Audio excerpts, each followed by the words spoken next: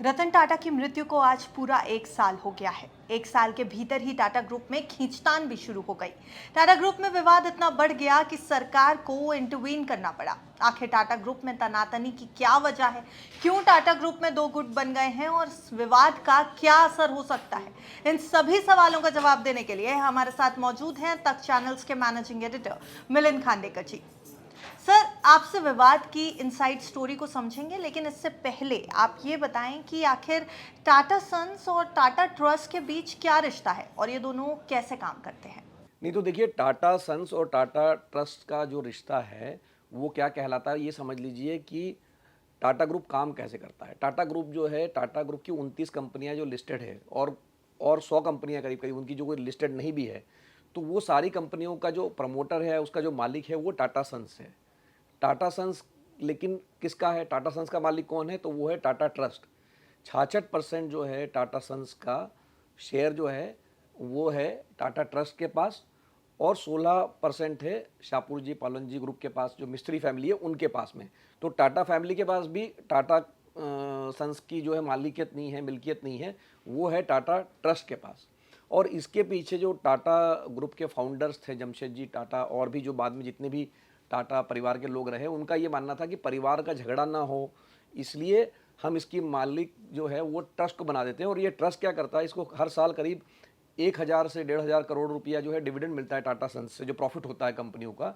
फिर ये जो ट्रस्ट है ये लगा देता है अपने जो चैरिटेबल काम है, जैसे अस्पताल चल रहे हैं, Tata institute of social science चल रहे हैं, तरह तरह के जो मतलब धर्मार्थ काम है, उसमें वो पैसा खर्च कर देता है। तो वो जो टाटा कंपनियों का जो प्रॉफिट होता है वो समाज के भलाई पे खर्च होता है, और ये खर्चा करता है टाटा ट्रस्ट। टाटा के ऐसे 8 ट्रस्ट है, वो ये सारा देखभाल करते हैं उस खर्चे की। लेकिन जो लगा था कि जिस ट्रस्ट के कारण झगड़ा नहीं होगा परिवार में और टाटा ग्रुप में शांति बनी रहेगी, जैसे हमने देखा था कि अंबानी परिवार में भी झगड़ा हो गया था, जब धीरू भाई अंबानी की निधन के बाद में दोनों भाइयों में झगड़ा हो गया था। ये और भी परिवारों में ऐसी कहानी होती है, लेकिन टाटा परिवार में अब तक शांति रही थी।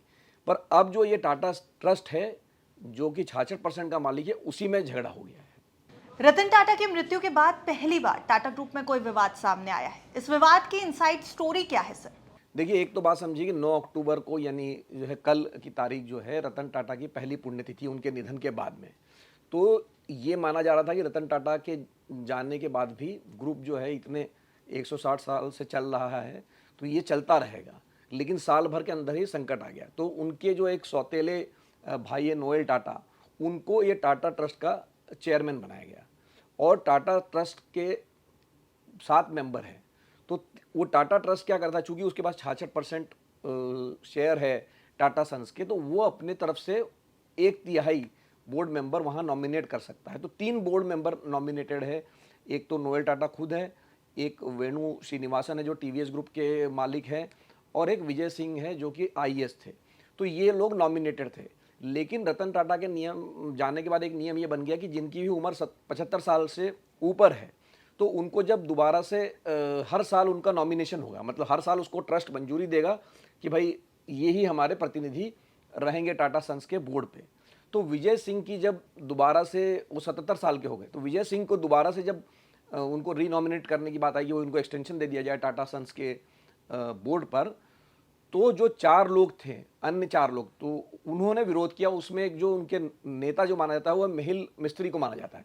अब ये सोचिए कि मेहुल मिस्त्री भी रतन टाटा के बहुत करीबी आदमी थे, मिस्त्री फैमिली से, मतलब साइरस मिस्त्री से जैसे को उन्होंने अपनी उत्तराधिकारी बनाया था, फिर उनका झगड़ा हो गया, लेकिन उसी के रिश्तेदार है, फर्स्ट कजिन है मेहुल मिस्त्री। तो वो जो मेहुल मिस्त्री है, ये रतन टाटा के करीबी थे, उन्होंने उसको टाटा ट्रस्ट पे इस नॉमिनेट किया, रतन टाटा ने खुद उनको लाया। लेकिन वही अब इस तरह से नोएल टाटा का वो विरोध पर उतर आए हैं। और इसके चलते क्या हुआ कि सितंबर के महीने में विजय सिंह को टाटा सन्स की जो अपनी डायरेक्टरशिप थी वो उनको छोड़नी पड़ी। और ये जो मिस्त्री कैंप है उसका ये कहना है कि भाई कोई यंग आदमी को, कोई नए आदमी को अब मौका दिया जाना चाहिए। तो बेसिकली टाटा ट्रस्ट का कौन प्रतिनिधि रहेगा टाटा सन्स पे, उसको लेकर ये झगड़ा हुआ, और फिर ये बढ़ते बढ़ते और चीज़ों पर भी चला गया है। टाटा सन्स की लिस्टिंग को लेकर विवाद क्यों हो रहा है? आरबीआई ने टाटा सन्स को एनबीएफसी क्यों कहा? इसके बारे में थोड़ा आपसे समझना चाहते हैं सर, थोड़ा डिटेल में समझाइए प्लीज हमें। देखिए, इसके दो पहलू है इस विवाद के। एक तो जो है रिजर्व बैंक ने आज से 3 साल पहले एक नियम बनाया कि भाई जो एनबीएफसी है उसको शेयर बाजार में लिस्टिंग करनी पड़ेगी। तो उसके लिए उन्होंने 3 साल का अवधि दी थी, 3 साल की डेडलाइन है जो कि 30 सितंबर को ख़त्म हो गई। तो टाटा सन्स को एनबीएफसी माना गया, इन्वेस्टमेंट कंपनी माना गया, क्योंकि ये जो है मैंने कहा ना कि टाटा सन्स जो है वो प्रमोटर है, वो सिर्फ उसका कोई काम करना कुछ नहीं है, वो सिर्फ उनका प्रमोटर है जो टाटा की कंपनी, टाटा ग्रुप की जो कंपनियां हैं उसका। तो उसको एक तरह से इन्वेस्टमेंट कंपनी माना गया। तो टाटा सन्स ने कहा कि अब हम अपने आप को एनबीएफसी नहीं मानते। उन्होंने रिजर्व बैंक को पिछले साल एक अर्जी भी लगा दी कि हमारा जो डी रजिस्टर कर दीजिए एनबीएफसी से। हम जो है उन्होंने अपने ऊपर जो कर्जा था वो भी चुका दिया। उनका कहना था कि हम लिस्टिंग नहीं चाहते हैं, बेसिक बात तो ये थी।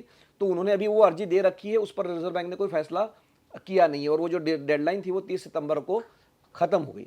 लेकिन जो एक और इस पर ये पुष्ट बात नहीं कह सकते, लेकिन जैसे मैंने कहा कि जो साइरस मिस्त्री का परिवार या शाहपुर जी पालन जी जो ग्रुप है उसके 18% शेयर है। टाटा परिवार से भी ज़्यादा अगर किसी के शेयर है तो वो मिस्त्री परिवार के पास है, जो 18% तक शेयर जो है। तो वो चाहते हैं कि उनको एग्जिट मिल जाए। एग्जिट मिल जाए मतलब वो अपने शेयर बेचना चाहते हैं। अब टाटा सन्स या टाटा ट्रस्ट कह लीजिए या टाटा परिवार के भी जो लोग हैं वो चाहते हैं कि भाई ये कोई बाहर का आदमी खास करके हमारे ग्रुप में घुस न जाए। तो इसलिए वो टाटा सन्स की लिस्टिंग नहीं चाहते हैं, या वो ये भी नहीं चाहते कि 18% किसी और तीसरे आदमी को बेच दिया जाए।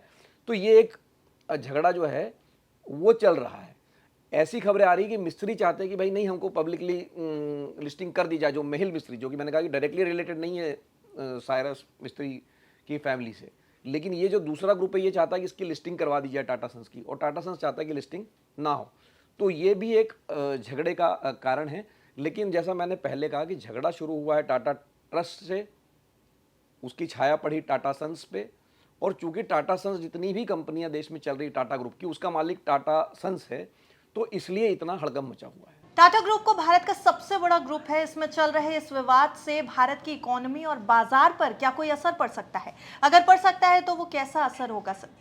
देखिए, जब आप देखेंगे कि एक बात मैं आपको ये बता देता हूँ कि टाटा ग्रुप जो है, भले हम अंबानी अडानी की बात करते हैं, लेकिन देश का सबसे बड़ा ग्रुप जो जिसका मार्केट कैपिटलाइजेशन है वो नंबर 1 है टाटा ग्रुप।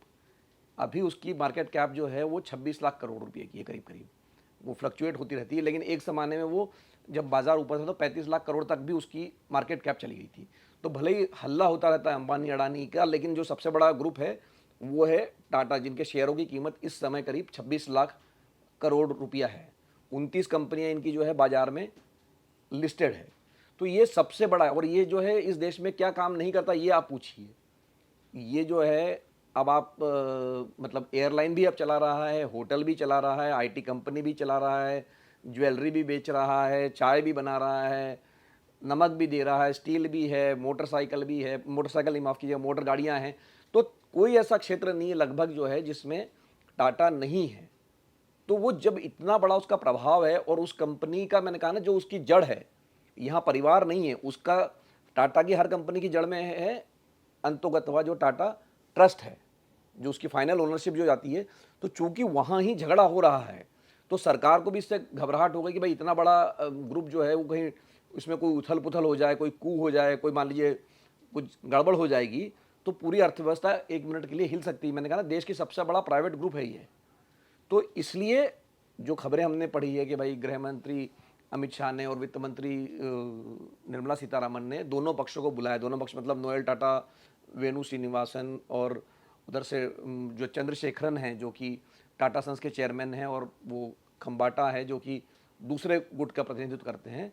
तो इन सब की एक दिल्ली में बुलाकर बैठक की गई और इनको ये कहा गया कि भाई इस झगड़े को ख़त्म कीजिए, नहीं तो ये जो है कहीं टाटा ग्रुप को हिला के रख देगा, और जब टाटा ग्रुप हिलेगा तो पूरे देश की अर्थव्यवस्था हिल सकती है।